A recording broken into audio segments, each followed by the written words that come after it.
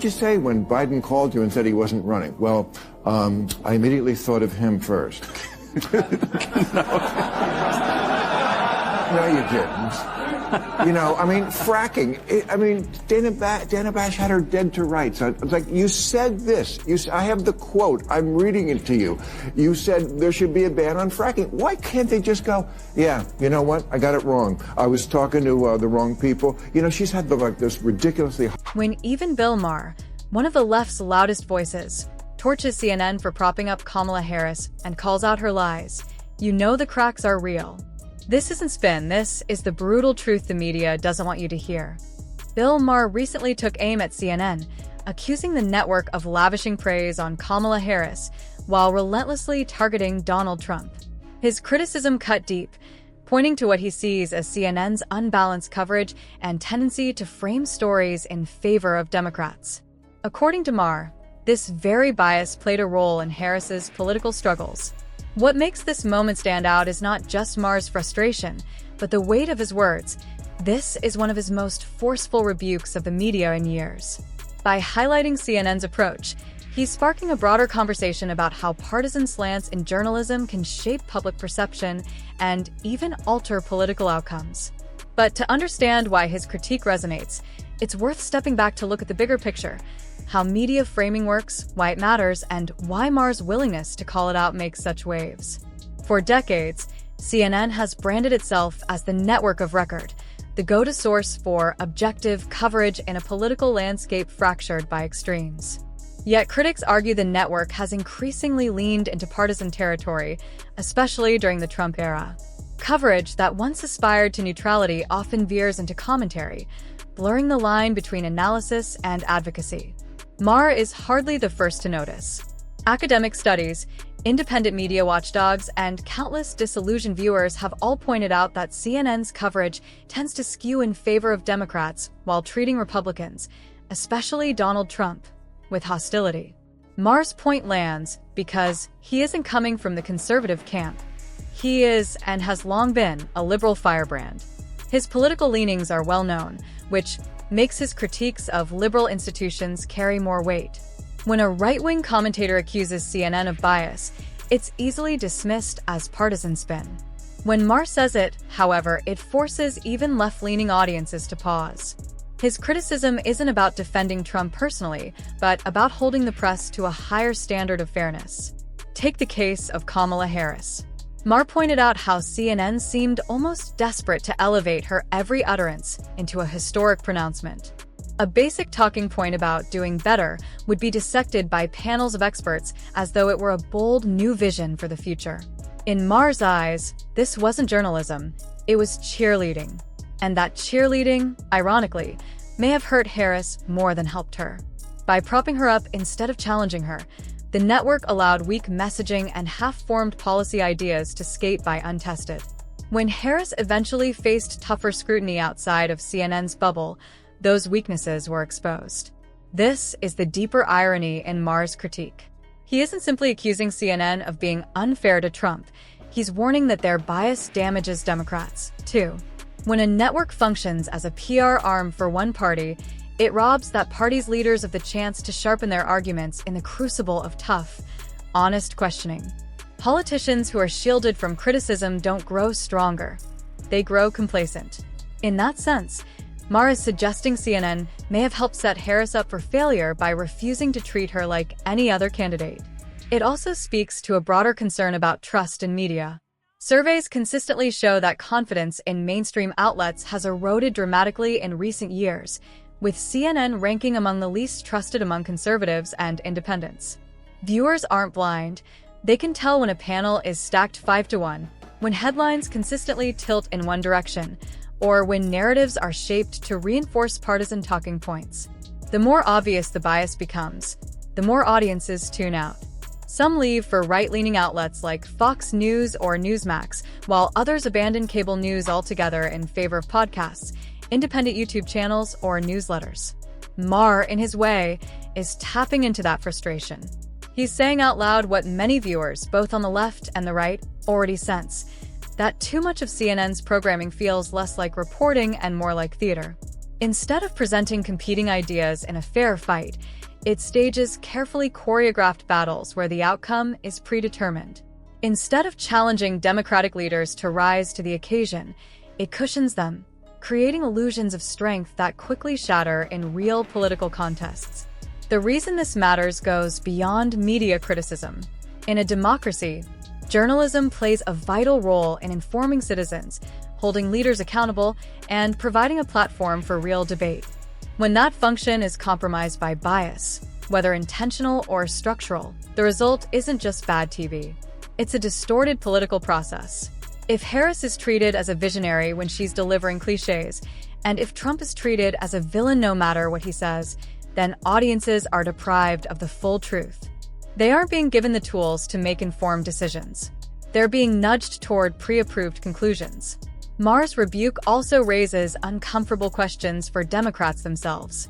If leaders like Harris can't win over skeptical voters without the media's protective spin, what does that say about the strength of their platform?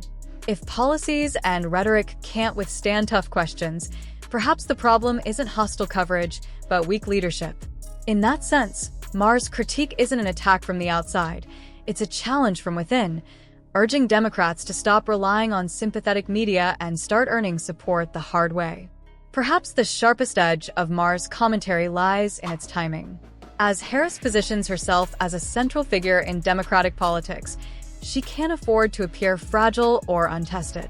Yet, according to Maher, CNN's coverage has done just that, propping her up with kid gloves instead of allowing her to face real challenges.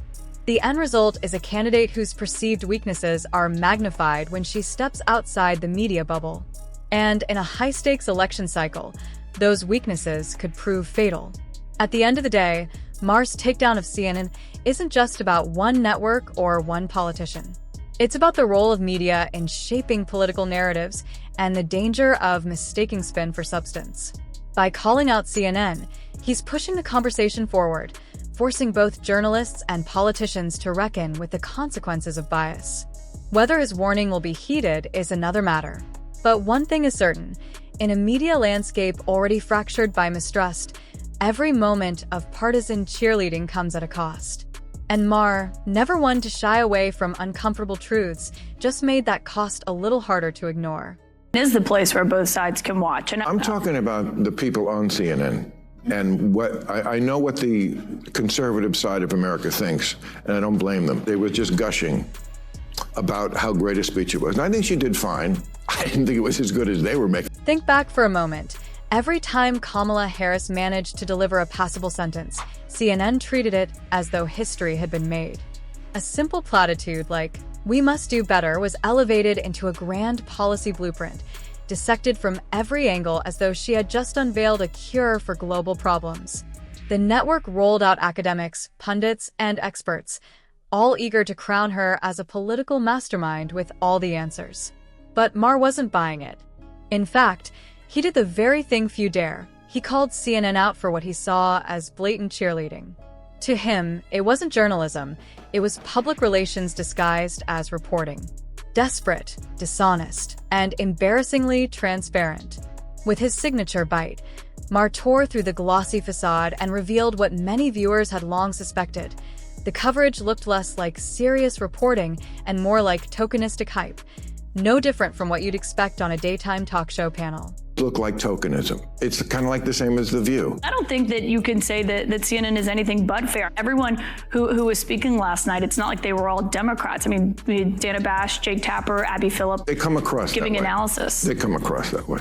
In a moment like that, it was like, when CNN's Caitlin Collins tried to brush off the criticism, her defense sounded almost routine. The network does cover Republican events and does occasionally invite conservative voices onto its programs. But Maher wasn't convinced. Yes, he acknowledged, conservatives appear on CNN, but the setup is hardly balanced. More often than not, it's a panel where 5 liberal commentators overwhelm a single Republican, leaving that lone guest as little more than target practice. Then came Maher's sharpest jab.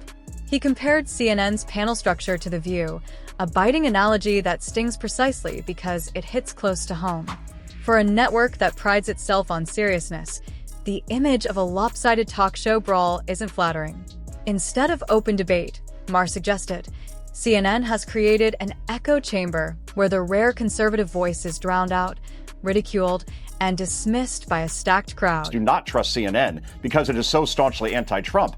He's not wrong because they'll put on people like Adam Kinzinger or Anna Navarro, George Conway, and call them Republicans or pretend that's being balanced by putting them on by saying, oh, see, these conservatives don't even like Trump. Only Scott Jennings over there can be called a conservative. And Maher is right. It's almost always 5-1 on shows they portray as news programs. It's no wonder so many viewers have lost trust in CNN. The network's idea of balance often looks more like tokenism, inviting Republicans who either struggle to make a compelling case or don't truly represent conservative viewpoints at all. These guests aren't brought on to spark genuine debate. They're cast as props, foils for the liberal panelists to dismantle with ease. That kind of manufactured theater is exactly what grates on Bill Maher, and frankly, it frustrates a wide swath of viewers as well. Audiences aren't naive. They recognize when the deck is stacked. Instead of fostering dialogue, CNN ends up staging performances, and that's why many conservatives and even independents are choosing to get their news elsewhere. What's being sold as discussion feels more like scripted spectacle. I do. If you, do you have the time? Right. Yes, it's 4 o'clock. Well, you have to understand that words don't always mean what they mean. And when Tim Walz said, like, the American people, I talk like they do. No, you don't. No, you don't. You're a huge liar, like all politicians are. I don't care, by the way. I've always said this about politics. They're all going to lie. They're politics. It's what they lie about. I don't give a shit what you did during the Iraq War. You were in the Guard. So I don't understand why they just can't. You're just insulting my... Bill Maher didn't hold back. He went after both Kamala Harris and Tim Walz for the falsehoods they floated during their friendly, softball-style interviews. Walz, flashing his familiar political grin, has been accused of embellishing or even fabricating parts of his record, from his political career to his military service, in an effort to cast himself as a battle-tested statesman. Harris, for her part, has her own history of questionable claims. She once insisted she had visited the southern border, despite never having been anywhere near it. To add another twist, her team attempted to spin a narrative that Joe Rogan had refused to host her on his podcast, when in reality, that excuse was little more than deflection. Maher wasn't fooled. He cut through the talking points and exposed what he saw as outright deception. In his view, this isn't simply the messy back and forth of politics. It's dishonesty packaged as credibility. And by tossing soft questions instead of pressing harder, the media only enables it. What did you say when Biden called you and said he wasn't running? Well, I immediately thought of him first. No, you didn't. Fracking. Dana Bash had her dead to rights. I was like, you said this. I have the quote. I'm reading it to you. You said there should be a ban on fracking. Why can't they just go, yeah, you know what? I got it wrong. I was talking to the wrong people. She's had this ridiculously high turnover, like 42 of 47 people as vice president are gone. Just blame it on them. You know why these assholes are gone? Gave me the wrong information on fracking. That, Maher argued, is Kamala Harris in a nutshell. Deflect, reframe, and hope the audience doesn't notice. It's become her political calling card. Take the issue of fracking.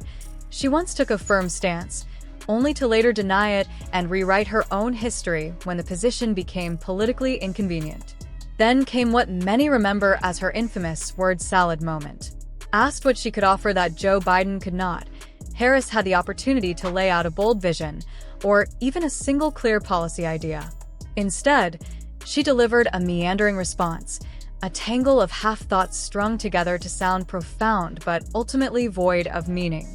Maher highlighted the exchange not just to criticize a single answer, but to underscore a larger pattern. Harris has mastered the art of saying a great deal while conveying very little, relying on media allies to dress up vagueness as brilliance. The problem, he warned, is that more people are starting to see past the gloss and recognize the emptiness behind the performance. Growing in the womb, I get it. It's going to be a human. Doesn't bother me, but yes, it is murder. Again, doesn't bother me that it is. You're not supposed to mess with that. That's what many people think. You're supposed to let. Oh, I see. Great man upstairs. Oh, Yeah, it goes back to that stem cell debate that George Bush had. Yes. Remember? It goes like the Terry Schiavo. It's just like life, laugh. We support laugh. Maher's criticisms, however, come with their own contradictions. While he skewers Harris and the media for dishonesty, many conservatives point out that Maher himself embraces positions, such as his unapologetic defense of abortion, that clash with the values he claims to champion. To them, it's a glaring moral blind spot. Maher can blast the Catholic Church for failing to protect children, but in the same breath dismiss the lives of the unborn as if they don't matter. That inconsistency, critics argue, ensures he'll never fully align with conservatives. He wants to be seen as a fearless truth-teller, yet seems unwilling to confront truths that challenge his own worldview. But when it comes to Harris's political fortunes, another storm is brewing, her growing disconnect with young men. In past elections, Democrats counted on voters under 30 to deliver strong margins. Biden managed it in 2020. Obama did it twice. But Harris is falling behind. Young women remain solidly in her camp, yet young men are drifting away, many breaking toward Trump. The reasons aren't hard to find. For years, Democrats have pushed cultural narratives that many men see as dismissive of masculinity. Instead of correcting course, Harris doubled down, choosing a safe, older running mate rather than elevating someone who might have inspired younger voters. Trump, by contrast, made a deliberate play for that demographic, tapping into their desire for strength, energy, and relevance by picking a younger partner. The contrast is stark, and it's reshaping the political map. More broadly, Trump's appeal taps into a cultural rebellion. By showing up on podcasts that celebrate masculinity and by projecting toughness, he has positioned himself as the antidote to what many view as the left's attempts to weaken traditional male roles. For his supporters, it's not just about politics, it's about identity, purpose, and the belief that strong men create strong families and strong societies. Weakness, they argue, breeds dependency. This is where Harris faces her most dangerous challenge. If Democrats need 60% of the youth vote to win, and Harris is hovering at 55%, she risks repeating Hillary Clinton's fate. Unless she addresses why young men feel alienated, why they believe her movement undermines strength and masculinity, she risks losing a crucial block. The numbers tell a sobering story. In 2020, Biden was able to count on young voters across genders, with men and women under 30 breaking heavily for Democrats. That edge gave him breathing room in swing states where margins were razor-thin. But fast forward to today, and the landscape looks different. Young women still lean heavily Democratic, but young men are drifting away. Many no longer see the party as a vehicle for their ambitions, values, or even basic dignity. For them, the message of empowerment is uneven. Women are told they can be anything, while men are increasingly told they are part of the problem. At its core, this isn't simply about policies or panels. It's about perception. Young men feel dismissed, mocked, and stripped of purpose by a party that often frames masculinity as a threat instead of an asset. Whether it's in cultural rhetoric, media portrayals, or campus debates, the underlying tone often casts strength, toughness, and traditional male traits as outdated or even dangerous. To many, this feels less like inclusion and more like erasure. And when a political movement seems to undermine your very identity, it's not surprising that loyalty evaporates. This growing divide explains why Donald Trump has been able to connect so effectively with young men, despite his age. He doesn't lecture them on what's wrong with masculinity. He embraces it. He shows up on popular podcasts that celebrate strength, independence, and risk-taking, spaces where young men feel heard rather than scolded. By doing so, he signals something Harris and her party have failed to grasp, that many young men crave affirmation, not condemnation. They want to be told their energy and ambition matter. For Harris, the path forward is clear but difficult. Unless she rejects the culture of woke tokenism and begins to embrace the value of resilience, toughness, and traditional strength, she may find herself on the wrong side of history. That doesn't mean pandering or adopting every conservative talking point. It means recalibrating the message to show that masculinity is not an enemy of progress, but a partner in building it. Leaders who can balance empowerment for women with respect for men are the ones who will capture the broadest coalitions. The danger is that Harris appears trapped in a bubble where critique of masculinity is taken as moral progress, rather than political liability. Surrounded by advisors and media allies who echo the same sentiments, she risks underestimating just how much damage this narrative is doing with the very voters she needs most. Political campaigns are often lost not because a candidate fails to mobilize their base, but because they lose just enough of a key demographic to tip the scales. For Harris, young men may be that demographic. And here's the blunt reality. On Election Day, those disillusioned young men won't just sit quietly. They'll vote, and many won't be voting for her.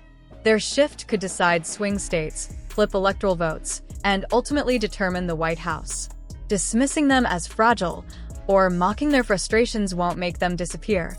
It will only drive them further into Trump's corner. If Harris can't recognize and reverse that trend, she may find her campaign unraveling in real time.